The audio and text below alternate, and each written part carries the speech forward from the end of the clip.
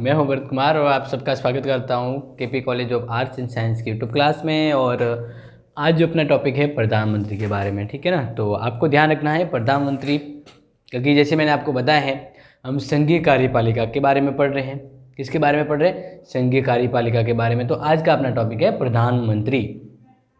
तो इसको देखिए कि ब्रिटिश संविधान में प्रधानमंत्री पद परंपरा पर आधारित है, लेकिन भारत में प्रधानमंत्री पद को संवैधानिक द्वारा मान्यता दी गई। मतलब कहने का मतलब जो ब्रिटेन है, ब्रिटेन में संविधान, ये प्रधानमंत्री है उसको एक संवैधानिक तौर पे मान्यता नहीं, एक परंपरा के तौर पे वो प्रधानमंत्री बने हैं। लेकिन भारत में तो संविधान में इसका वर्णन किया गया है। तो हम इसको कुछ अनुच्छेद के तौर पे ये समझेंगे कि हाँ इस तरह से ये वर्णित है संविधान में, ध्यान रखना है।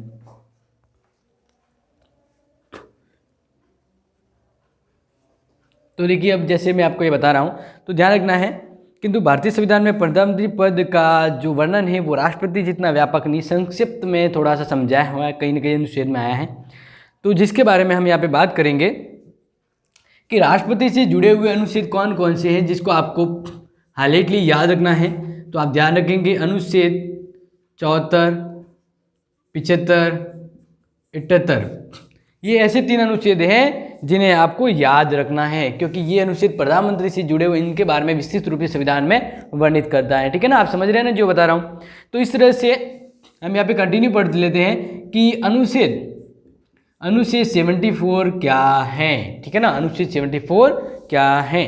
तो ध्यान देंगे, राष्ट्रपति को उसके कार्यों के संपादन में सहायता और परामर्श देने के लिए एक मंत्री परिषद होगी जिसका प्रधानमंत्री होगा। यानी अनुच्छेद 74 में क्या वर्णन किया गया है कि राष्ट्रपति के कार्यों के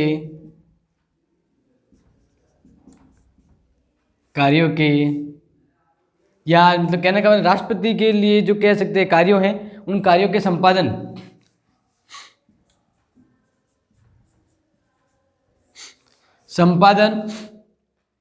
में सहायता और परामर्श के संपादन में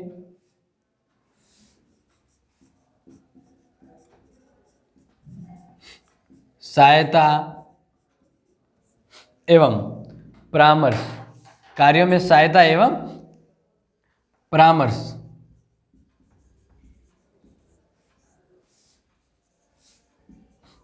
के लिए एक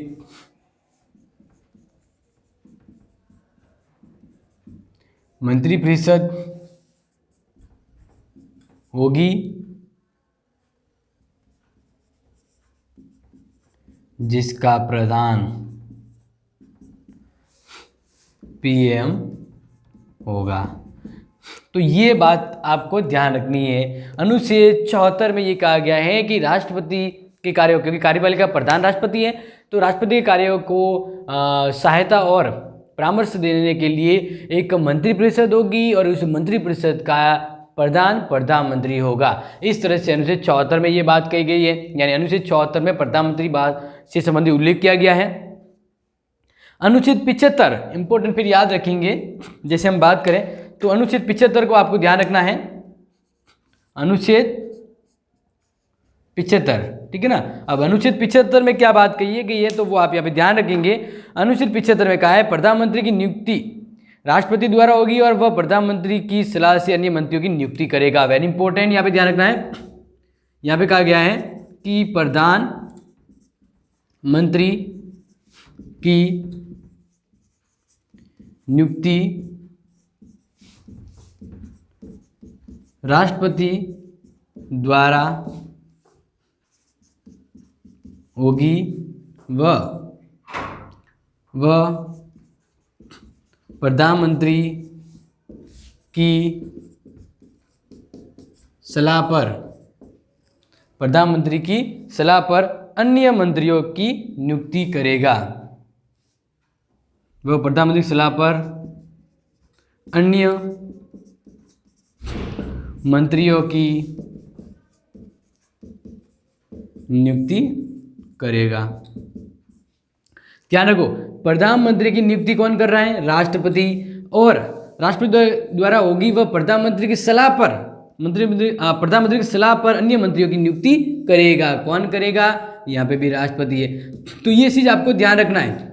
ये कहा गया अनुच्छेद 75 में कि भाई प्रधानमंत्री की नियुक्ति राष्ट्रपति द्वारा होगी और अन्य मंत्रियों की नियुक्ति भी राष्ट्रपति है करेगा, लेकिन प्रधानमंत्री की सलाह के बाद उन मंत्रियों की नियुक्ति होती है। ये गया अनुच्छेद 75 में। अब इम्पोर्टेंट आ जाते हैं, अंत हम दूसरी बात करें, ठीक है ना, और वह यहाँ पे इम्पोर्टेंट है अनुच्छेद 78। अंत में ध्यान रखेंगे, यहाँ पे हम बात करें अनुच्छेद 78। अब 78 में क्या बात कही गई है तो इसको आप गौर से ध्यान देंगे। राष्ट्रपति के साथ व्यवहार के विषय में प्रधानमंत्री के 3 कर्तव्य होंगे। राष्ट्रपति के साथ व्यवहार के विषय में राष्ट्रपति के साथ व्यवहार में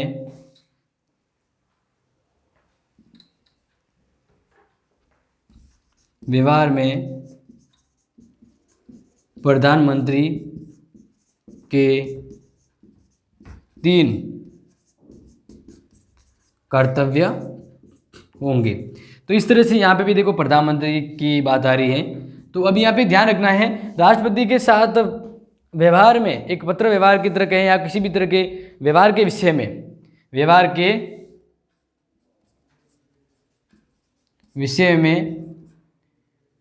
के विषय में 3 कर्तव्य होंगे।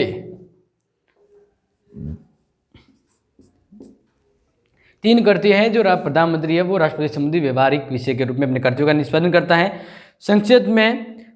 संक्षेप में प्रावधान तो यह है कि प्रधानमंत्री की नियुक्ति की पद्धति को स्पष्ट कर पाते हैं, उस महत्वपूर्ण स्थिति को स्पष्ट कर पाते हैं जो देश की राज्य व्यवस्था में प्रधानमंत्री को प्राप्त है। वास्तव में आपको ध्यान रखना है कि प्रधानमंत्री पद से संबंधित समस्त अन्य सिद्धांत की अपेक्षा व्यवहार पर ही आधारित होती है। तो अब यहाँ पे ये चीज़ें आपको ध्यान रखना है कि राष्ट्रपति के साथ व्यवहार में प्रधानमंत्री के 3 कर्तव्य होते हैं।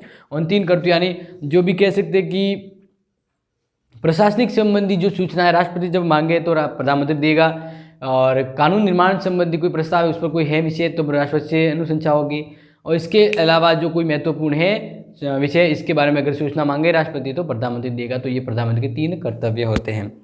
अब देखिए प्रधानमंत्री का चयन व नियुक्ति, तो यहाँ तक तो आप समझ गए होंगे, तो आगे भी देख लीजिए।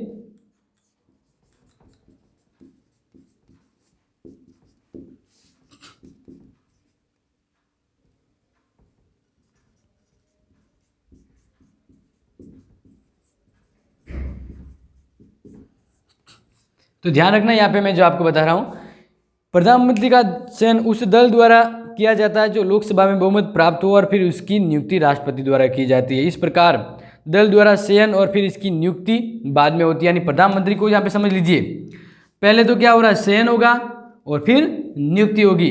तो अब यहाँ पे इंपॉर्टेंट है वो आपको ये ध्यान रखना है जो समझा रहा हूँ, क्योंकि एग्जाम में ये प्रश्न आता रहता है। तो देखिए प्रधानमंत्री का चयन, पीएम का चयन होता है, और चयन कौन करेगा? प्रधानमंत्री का चयन कौन करेगा? जिस पार्टी का लोकसभा में बहुमत है। चयन लोकसभा की बहुमत पार्टी द्वारा, पीएम का चयन लोकसभा की बहुमत पार्टी द्वारा होगा। और इसके बाद बहुमत प्राप्त हो तो फिर उसकी बहुमत प्राप्त है, यानी पार्टी द्वारा बहुमत, लोकसभा की बहुमत पार्टी द्वारा चयन होता है। और इसके बाद पीएम की जो नियुक्ति है, पीएम की नियुक्ति, ठीक है ना। इसके बाद जैसे बहुमत कह सकते हैं कि लोकसभा में इस पार्टी का बहुमत, उन्होंने अपने प्रधानमंत्री का चयन कर दिया, भाई हमारा प्रधानमंत्री फलाना होना चाहिए, ये नाम जो है वो हमारा प्रधानमंत्री होगा। तो फिर पीएम की जो नियुक्ति है, फिर वो इस नाम का, जिन्होंने बहुमत के पार्टी की लोगों ने जो नाम सुझाया है, उस पार्टी को राष्ट्रपति ये क्या करेगा? नियुक्त करेगा, तो वो प्रधानमंत्री होता है। समझ में आ गया? जैसे हम लोकसभा के वर्तमान की बात करें तो लोकसभा में वर्तमान की बात करें तो जैसे अब बीजेपी जीत गई, बीजेपी को बहुमत प्राप्त है, तो बीजेपी के पार्टी वाले मिलकर किसी एक व्यक्ति को अपने प्रधानमंत्री के तौर पे वो चयन करेंगे, ठीक है ना। और चयन करने के बाद वही व्यक्ति है, उनको राष्ट्रपति है क्या करेगा? नियुक्त करेगा, ठीक है। तो इस तरह से अब यहाँ पे देखिए 1946 में प्रधानमंत्री पद के लिए 2 दावेदार थे। 1946 की जब बात करें तो 2 दावेदार थे, पंडित नेहरू और सरदार पटेल। लेकिन महात्मा गांधी के प्रभाव की वजह से नेहरू जी को प्रधानमंत्री के पद पर चुना गया और इस प्रकार नेहरू ने प्रधानमंत्री पद महात्मा गांधी की आशीर्वाद से प्राप्त किया था, लेकिन वे अपने ही अधिकार से इस पर बने रहे। 1950 में सरदार पटेल की मृत्यु के बाद कांग्रेस में कोई भी ऐसा व्यक्ति नहीं था जो नेहरू की सत्ता को चुनौती दे, तो इस वजह से प्रथम, द्वितीय और तृतीय चुनाव में नेहरू जी हैं वो इस बहुमत पार्टी के नेता रहे और राष्ट्रपति द्वारा उसकी प्रधानमंत्री के तौर पर नियुक्ति एक औपचारिक मात्र हो जाती थी। तो अब प्रधानमंत्री के बारे में ये तो आप समझ गए हैं कि चयन कैसे होता है, ठीक है ना। अब आपको ध्यान रखना यहाँ पे कि 1950 से लेकर अब तक प्रधानमंत्री के चयन के बारे में क्या क्या परिवर्तन या क्या क्या चेंजेज होता रहा है, तो वो आपको यहाँ पे देखना है। जैसे मैं आपको बता दूं, पहले हम बात करें स्वयं जनता द्वारा प्रधानमंत्री का चयन, ठीक है ना। तो अब यहाँ पे देखिए, जब किसी एक नेता के नाम पर कोई राजनीतिक दल या दलीय गठबंधन लोकसभा में बहुमत प्राप्त कर लेता है तो चुनाव जीता, तब ये समझा जाता है कि स्वयं जनता ने प्रत्यक्ष निर्वाचन के आधार पर प्रधानमंत्री का चयन किया है। मतलब एक पार्टी को बहुमत मिल जाए पूरी तरह से, अगर एक पार्टी को बहुमत मिल जाता है तो फिर वहाँ से उन पार्टी से वो जो व्यक्ति है वो प्रधानमंत्री बनता है। तो इस तरह से हम ये मान सकते हैं कि यहाँ पे जनता के द्वारा ही उस पार्टी को ज़्यादा मत दिए गए और उनसे जो प्रधानमंत्री चुना गया इनको उनकी जनता के द्वारा चुना हुआ ही प्रधानमंत्री होता है। तो ये व्यवस्था रही थी, कब रही थी? 1952 में, 1957 में और 1962 में स्वयं जनता के द्वारा एक ही राजनीतिक दल को बहुमत था, उसके द्वारा ही नेहरू जी को चुना गया था। तो ये तो थी, यहाँ पे हम बात करें कि स्वयं जनता द्वारा चुना गया। इसके अलावा ये कंडीशन और भी रही थी।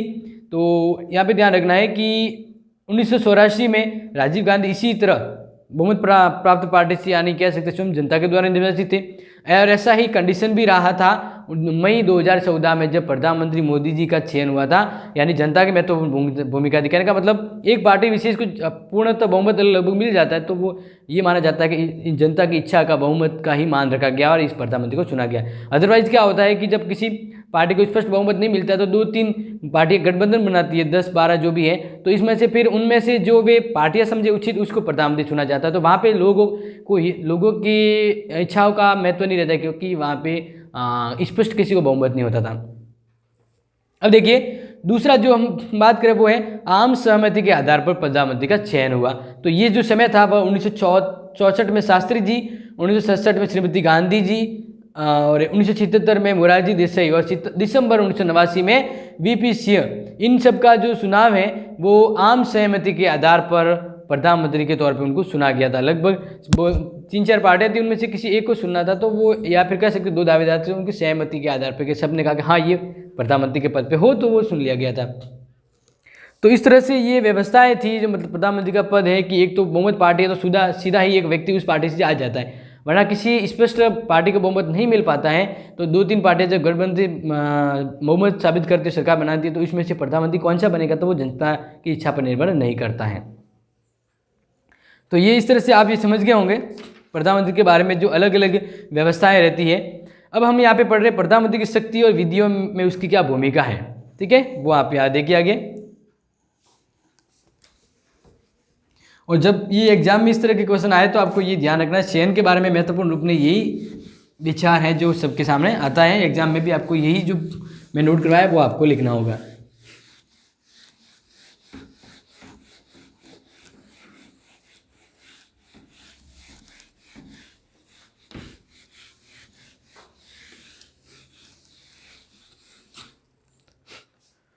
तो आगे देखिए, अभी जैसे प्रधानमंत्री की शक्ति और विविध रूपों में उसकी भूमिका।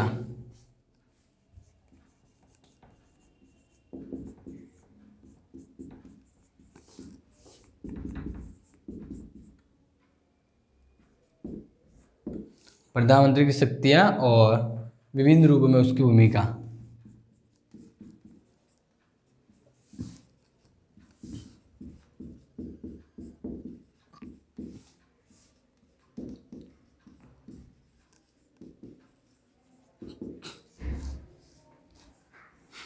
ठीक है ना, यहाँ पे हम शक्तियों के बारे में बात कर रहे हैं तो आपको ध्यान रखना है भारतीय राज्य व्यवस्था में प्रधानमंत्री की स्थिति वही है जो ब्रिटेन की राज्य व्यवस्था में वहाँ के प्रधानमंत्री की है। तो यहाँ पे लेकिन ये ध्यान रखना है कि वास्तविक में जो कंडीशन यहाँ पे यही है कि औपचारिक तो वहाँ पे सम्राट हैं, जैसे भारत में अपने राष्ट्रपति। इसी तरह से महत्वपूर्ण पद ये होता है कि ब्रिटेन में प्रधानमंत्री है तो भारत में भी प्रधानमंत्री का पद इतना ही महत्वपूर्ण है। द्वितीय विश्व युद्ध के बाद ब्रिटेन की संसदीय और मंत्रिमंडलीय व्यवस्था में जो परिवर्तन हुआ उनमें सबसे अधिक महत्वपूर्ण परिवर्तन यह हुआ कि मंत्रिमंडल और संसद पर प्रधानमंत्री की पूर्ण सत्ता स्थापित हो गई, यानी प्रधानमंत्री और उनके मंत्रिपरिषद के साथ जो लेवल है वह बढ़ गया शासन व्यवस्था में। इसी तरह से अब आगे देखना है, बेजोर्ड की प्रसिद्ध रचना है जो आपको ध्यान रखना है, द इंग्लिश कॉन्स्टिट्यूशन, और उसमें नवीन संस्करण की प्रस्तावना में R.S. क्रॉसमैन लिखते हैं कि युद्धोत्तर काल यानी युद्ध के बाद का जो समय है, युद्धोत्तर काल से कैबिनेट शासन को प्रधानमंत्री शासन में बदलते हुए देखा गया है। यानी युद्धोत्तर के बाद जो कैबिनेट में देखा गया जो रूप है उसमें प्रधानमंत्री का जो व्यक्तित्व स्तर और पावर है वो धीरे धीरे बढ़ गया है पहले की तुलना में। और भारतीय प्रधानमंत्री की शक्ति और उसकी भूमिका का वर्णन भी हम इसी रूप में इस तरह से ही देखेंगे। तो सबसे पहले यहाँ पे देखना है कि अनुच्छेद 75 में क्या बात कही गई थी। हमने जब यहाँ पे देखा अनुच्छेद 75, अब अनुच्छेद 75 में क्या बात कही गई थी। अनुच्छेद 75 में तो यही बात कही गई थी कि अन्य मंत्रियों की नियुक्ति राष्ट्रपति करता है लेकिन प्रधानमंत्री की सलाह पे करता है। तो ये प्रधानमंत्री का एक तरह से पावर ही हुआ कि प्रधानमंत्री जिस भी मंत्री का नाम सुझाएगा राष्ट्रपति को, भाई ये वाला फलाना जो ये मेंबर से ये व्यक्ति ये नाम है, उनको ही आप मंत्रिपरिषद पे शामिल करें, मंत्रिपरिषद सदस्य बनाए, तो वो राष्ट्रपति यही करेगा। यानी यहाँ पे मंत्रिपरिषद का निर्माण में पूरी तरह से जो कह सकते हैं कि योगदान है वो प्रधानमंत्री का होता है। वस्तुतः यह है कि राष्ट्रपति द्वारा नियुक्ति केवल औपचारिक होती है और इस संबंध में विभागों के उल्लेख सहित जो नाम प्रधानमंत्री द्वारा राष्ट्रपति के सामने रखे जाते हैं, राष्ट्रपति के द्वारा उन्हें स्वीकार कर उन्हें उसके आगे नाम अंकित कर उसको मंत्री घोषित कर देते हैं। यानी किस मंत्री को क्या विभाग देना है, कौन से विभाग का कौन सा मंत्री है जो अध्यक्ष तौर पर काम करेगा, ये सभी डिसाइड प्रधानमंत्री को कर उनके द्वारा ही होता है, लेकिन एक औपचारिक जो फॉर्मेलिटी यानी घोषणा है वो राष्ट्रपति करता है। अब आगे देखना है इसी तरह से जैसे हम बात करें तो पावर के बारे में, ये एक तो आपको ध्यान रखना अनुच्छेद 75 में ही राष्ट्रपति की पावर के नहीं प्रधानमंत्री के पावर के बारे में ही है। फिर आगे देखना है कि प्रधानमंत्री को अपनी मंत्रिपरिषद का निर्माण करते समय प्रशासनिक, राजनीतिक, क्षेत्रीय, धार्मिक और अन्य बातों को ध्यान में रखते हुए ये जो मंत्रिपरिषद का निर्माण करना होता है। कुछ उदाहरण में प्रधानमंत्री किन्हीं विशेष व्यक्तियों को मंत्रिपरिषद में ले सकता है, उन्हें अपनी इच्छा अनुसार विभाग देने के लिए बाध्य करता है। उदाहरण के लिए सरदार पटेल गृह विभाग लेना चाहते थे और पंडित नेहरू को बाध्य होकर उसे गृह विभाग देना पड़ा। तो कभी ये होता है किसी व्यक्ति का व्यक्तित्व ऐसा होता है कि उसको वो विभाग दिया जाता है, तो इसमें प्रधानमंत्री कहीं ना कहीं कमजोर होता है। ये पहले की बात थी, नेहरू के समय की बात, लेकिन वर्तमान में प्रधानमंत्री पद है वो काफ़ी शक्तिशाली हो गया है। इसी तरह 1967 की अगर बात करें, श्रीमती इंदिरा गांधी को अपनी इच्छा के विरुद्ध मोरारजी देसाई को उप प्रधानमंत्री और वित्त मंत्री के पद पर नियुक्त करना पड़ा था, क्योंकि इन व्यक्तियों का व्यक्तित्व इस तरह ऐसा था कि कोई प्रधानमंत्री इनकी इस भूमिका को नकार नहीं सकता था। इस वजह से 1998-99 में आडवाणी ने गृह मंत्री पद स्वयं अपनी राजनीतिक स्थिति के बल पर प्राप्त किया था। यानी किसी व्यक्ति का प्रधानमंत्री के तौर पे जो मंत्री बने हैं उनका व्यक्तित्व ही ऐसा होता है कि उन्हें वह पद स्वाभाविक रूप में मिल जाते हैं या उन्हें दिया जाता है। तो अब इसको इस तरह से आगे देखते जाएं तो आपको ध्यान रखना है कि एक बार मंत्रिपरिषद का निर्माण हो जाने के बाद प्रधानमंत्री मंत्रिपरिषद के सदस्यों के विभागों को परिवर्तित करने के संबंध में लगभग पूर्ण स्वतंत्र होता है। यानी एक बार मंत्रिपरिषद बन जाए तो उसमें फिर विभागों के बाद में हेरफेर हो सकती है। तो आपको महत्वपूर्ण पावर तो यही है, महत्वपूर्ण पावर यही है कि अनुच्छेद 75 के अनुसार मंत्रिपरिषद जो कौन से मंत्री होंगे ये सलाह है वो राष्ट्रपति को प्रधानमंत्री देता है, और कौन सा विभाग मिले तो ये सब व्यवस्था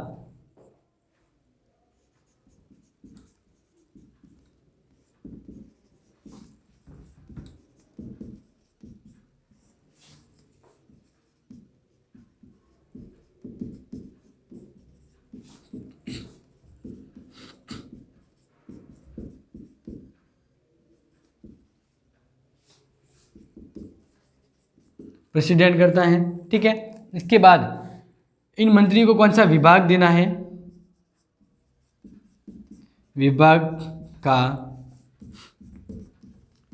फैसला भी कौन करता है, पीएम करता है। पीएम ही डिसाइड करता है कि कौन से मंत्री को क्या देना है। तो ये एक तरह से क्या हो गया, प्रधानमंत्री का पावर हो गया। ठीक है, अब इस तरह से आगे ध्यान रखना है कि डॉक्टर अंबेडकर ने ठीक ही कहा था कि प्रधानमंत्री वास्तव में मंत्रिमंडल भवन के वृत्तखंड की मुख्य शिला है, जो अब तक इस पदाधिकारी को इतनी महत्वपूर्ण स्थिति प्राप्त न करे कि वह स्वेच्छा से मंत्रियों की नियुक्ति या पदच्युत कर सके, तब तक मंत्रिमंडल का सामूहिक उत्तरदायित्व प्राप्त नहीं किया जा सकता। ये चीज़ें आपको ध्यान रखनी है। अब इसमें देखो आगे एक महत्वपूर्ण बात ये आ जाती है कि प्रधानमंत्री तथा उसके सहयोगी पारस्परिक संबंध को स्पष्ट करने के लिए विभिन्न प्रकार की उक्तियों का प्रयोग किया जाता है। तो सबसे पहले यहाँ पे प्रधानमंत्री उसके सहयोगी मंत्रियों के बारे में एक बात जो लॉर्ड मिल्ले ने कही थी, समकक्षों में प्रथम, समकक्षों में प्रथम, यानी प्रधानमंत्री के बारे में, प्रधानमंत्री के बारे में लॉर्ड मिल्लो ने क्या कहा था, समकक्षों में प्रथम, यानी प्रधानमंत्री है वो मंत्री, यानी यहाँ पे प्रधानमंत्री वो भी मंत्री के स्तर ही है, लेकिन बाकी मंत्रियों में वो पहले आता है, तो इसको यहाँ पे हम कहेंगे समकक्षों में प्रथम।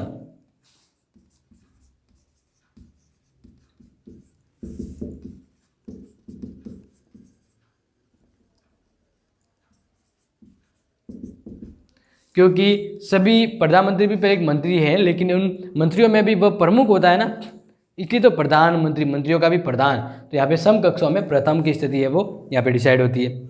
इसी तरह सर विलियम आर्कोट ने नक्षत्रों के बीच चंद्रमा कहा है, ये हम यहाँ पे बात करेंगे इसके बारे में ही, ठीक है ना। सर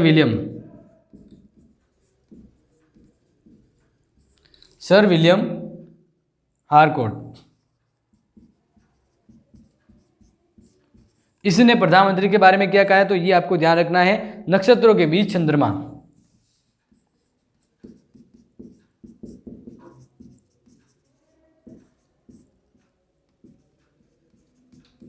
नक्षत्रों के बीच चंद्रमा, ये किसने कहा है, सर विलियम हार्कोर्ट ने, कि भाई प्रधानमंत्री है वह नक्षत्रों के बीच चंद्रमा, बहुत सारे नक्षत्र है, इसमें एक चंद्रमा एक उसकी खुद की बहुत महत्वपूर्ण वैल्यू होती है, यानी वह उन दूसरों से बहुत ही महत्वपूर्ण हो जाता है, नक्षत्रों के बीच चंद्रमा एक अकेला एक बहुत ही महत्वपूर्ण होता है।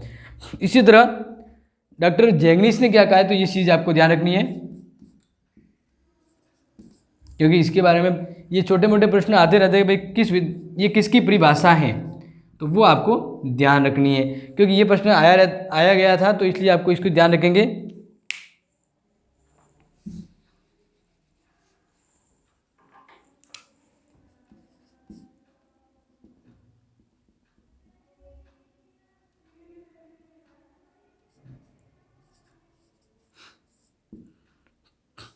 डॉक्टर जेनिस ने प्रधानमंत्री के बारे में कहा है, जिसके चारों समस्त ग्रह घूमते रहते हैं, ऐसा सूर्य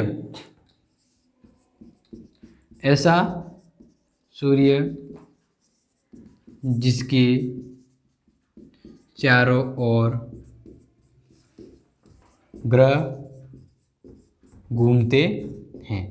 तो इस तरह से देखो, सूर्य, प्रधानमंत्री सूर्य है और इस तरह से उसके चारों ओर मंत्रिपरिषद और पूरा शासन व्यवस्था काम करती है। तो ये यहाँ पे बात की डॉक्टर जेनिस ने कहा है कि एक ऐसा सूर्य है जिसके चारों ओर चंद्र, या कह सकते हैं जो ग्रह है वो घूमते रहते हैं। तो यानी इस तरह से प्रधानमंत्री एक बहुत ही प्रभावशाली और पावरफुल पद हो जाता है। पंडित नेहरू ने प्रधानमंत्री के रूप में अपनी मंत्रिपरिषद में पूर्ण नियंत्रण प्राप्त था और श्रीमती गांधी द्वारा अपने प्रधानमंत्री काल में मंत्रिपरिषद में बहुत अधिक प्रभावशाली स्थिति का उपभोग, यानी अपनी शक्ति का बहुत महत्वपूर्ण प्रयोग किया था यहाँ पे। तो यहाँ पे इस चीज़ को ध्यान रखना है कि प्रधानमंत्री अपने आप में विशेष महत्वपूर्ण होता है। अब इसको आगे देखना है कि प्रधानमंत्री और संसद, विशेषतः लोकसभा में क्या एक विशेष है वो अधिकार होता है। तो आपको ध्यान रखना है कि संसदीय व्यवस्था में प्रधानमंत्री को दोहरी व्यक्तित्व प्राप्त है। संसदीय व्यवस्था में प्रधानमंत्री को दोहरा व्यक्तित्व प्राप्त है। एक और तो वह मंत्रिपरिषद का प्रधान होता है, दूसरी ओर वह लोकसभा का नेता होता है। अगर हम संसद की बात करें प्रधानमंत्री की, ठीक है ना, तो यहाँ पे ध्यान रखना है दोहरा व्यक्तित्व या दोहरी भूमिका भी कह सकते हैं, या दोहरा व्यक्तित्व प्राप्त है, दोहरा व्यक्तित्व प्राप्त है। जैसे दोहरा व्यक्तित्व यानी इसकी हम बात करें तो पहला तो क्या होगा, पहला तो ये एक तरह से कह दीजिए कि वह मंत्रिपरिषद का प्रधान है।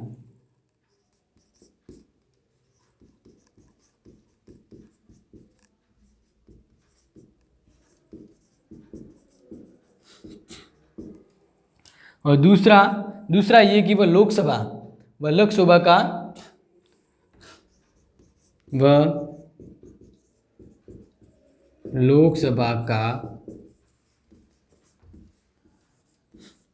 बहुमत प्राप्त नेता है। तो इस तरह से संसद में इनकी दोहरे व्यक्तित्व का मतलब एक तो मंत्रिपरिषद के प्रधान के तौर पर कार्य करता है और दूसरा लोकसभा में बहुमत प्राप्त का एक नेता होता है। तो इस तरह से ये इसका एक दूसरा एक महत्वपूर्ण रोल हो जाता है। मंत्रिपरिषद का कोई अन्य सदस्य प्रधानमंत्री की बात संसद में समस्त मंत्रिमंडल का प्रतिनिधित्व नहीं कर सकता। शासन की नीति से संबंधित अंतिम तथा अधिकृत भाषण प्रधानमंत्री का ही होता है, क्योंकि जैसे आपने देखा हो ना, जितने भी मंत्री भाषण देते हैं लेकिन सबसे इंपॉर्टेंट भाषण जो अभिव्यक्ति होती है वो प्रधानमंत्री की मायने रखती है। संसद में अपने सहयोगियों द्वारा दिए गए भाषण में से उत्पन्न जो गलतफहमियां होती है, कोई भी प्रधानमंत्री के सहयोगी जो है भाषण देता, कुछ गलतफहमियां रह जाती है तो प्रधानमंत्री उसको दूर करता है और अपने सहयोगियों के भाषण में आवश्यक संशोधन करने का कार्य भी प्रधानमंत्री के द्वारा किया जाता है। व्यवस्थापन की समस्त कार्रवाई के संचालन में प्रधानमंत्री का ही नेतृत्व होता है, यानी जो व्यवस्था की जाती है उस सब में कार्य व्यवस्था है यानी कहने का काम है वो प्रधानमंत्री के द्वारा ही होता है। वार्षिक बजट सही सभी सरकारी विधेयक प्रधानमंत्री के निर्देशन में तैयार किए जाते हैं। अब इसके पावर की बात करें तो बजट है, बजट भी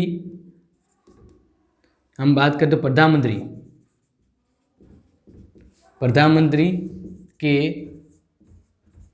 निर्देशन में ही तैयार किया जाता है। ये आपको इस तरह से पावर अलग अलग क्यों बता रहा हूँ, क्योंकि ये आपको एग्जाम में लिखना है तो हर एक, क्योंकि इनको आपको पावर को अलग से ढूंढ के समझ के लिखना होगा, क्योंकि प्रधानमंत्री के बारे में अलग से कोई व्यवस्थित कार्य योजना नहीं होती, क्योंकि मंत्रिपरिषद के साथ ही कार्य करता। फिर भी इसमें क्या इसको अलग शक्ति प्राप्त है तो उसके बारे में हम यहाँ पे चर्चा करें।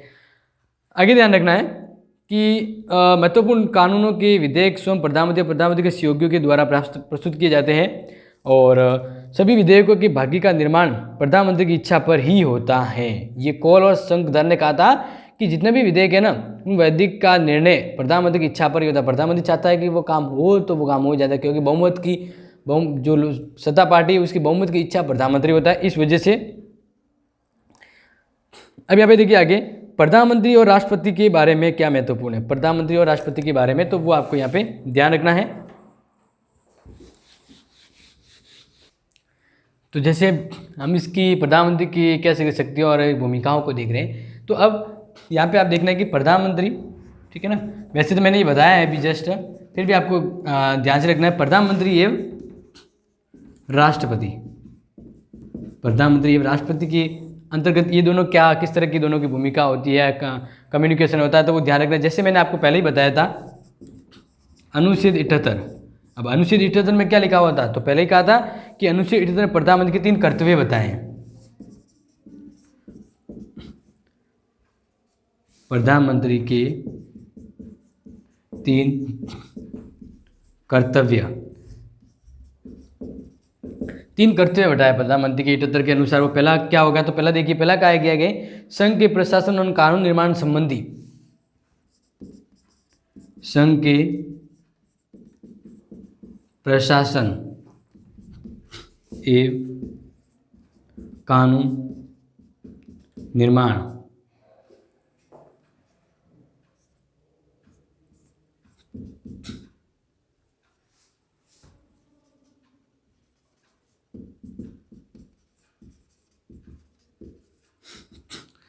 निर्माण संबंधी जो विधेयक है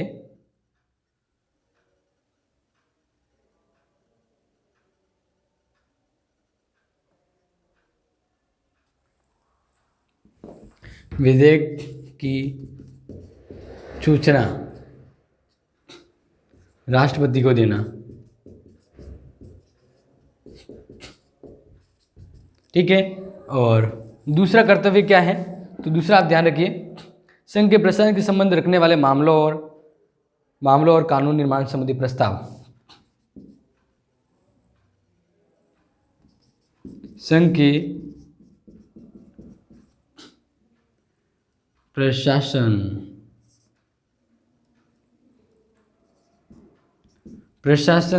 संघ के प्रशासन से संबंध रखने वाले, संघ के प्रशासन से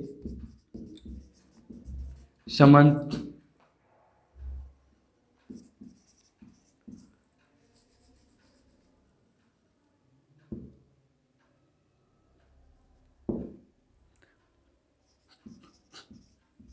रखने वाले मामलों एवं मामलों एवं कानून निर्माण से प्रस्ताव के बारे में एवं कानून निर्माण संबंधी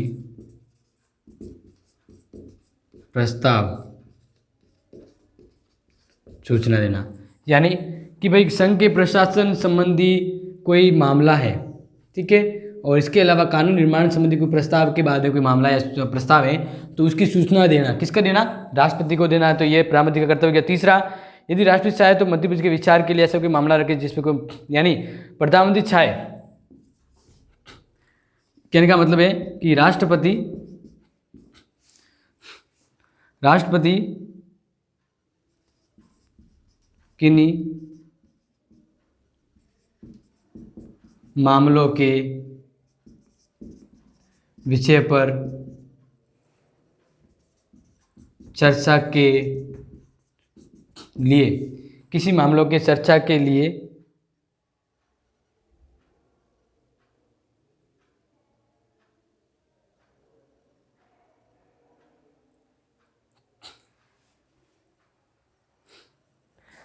राष्ट्रपति किसी मामलों, ये ध्यान रखना है, राष्ट्रपति किसी मामलों के निर्णय पर चर्चा के लिए उनके समक्ष